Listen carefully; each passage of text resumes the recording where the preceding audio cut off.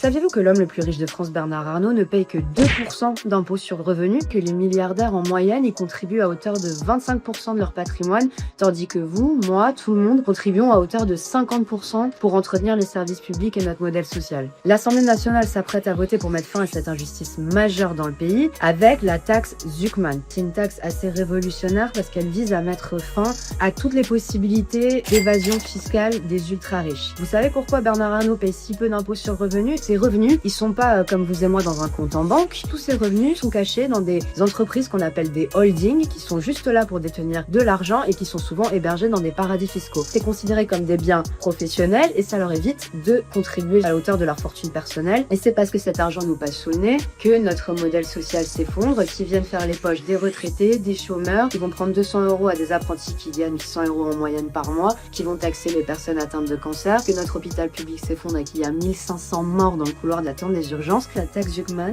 doit rapporter à peu près 25 milliards d'euros par an. Vous ajoutez à celui-là l'amendement qu'on a fait adopter il y a 2 jours, lutter contre l'évasion fiscale des multinationales, donc l'amendement de la France Insoumise qui nous rapporte aussi 25 milliards d'euros par an. On peut annuler toutes les injustices qui sont contenues dans ce budget. Et c'est là où les masques tombent. Déjà, le Rassemblement national, l'année dernière en commission des finances, vous avez voté pour, puis en séance, vous avez voté contre. Bardella essaye de devenir le nouveau Macron et de devenir le meilleur ami des ultra-riches. Je vous donne juste l'exemple du plus magistral cirage de pompe de l'année 2025, quand Jordan Bardella est venu au secours de Bernard Arnault, qui menaçait de délocaliser ses usines en France. Bernard Arnault, quelqu'un qui prend des risques, qui investit, qui se lève parfois très tôt. Ils se font passer pour un parti qui est du côté des pauvres, mais par essence, ce sont des gens excessivement riches. Marine Le Pen, comme exemple, elle est née dans un château. Ce député, qui est très proche du Rassemblement national aussi, lui-même a une holding qui lui rapporte plus de 800 000 € par an. Marine Le Pen, elle gagne déjà 5 000 € avec son indemnité de député. C'est plus que 90% des Français, mais elle demande à son parti de lui payer 5 000 € de plus tous les mois.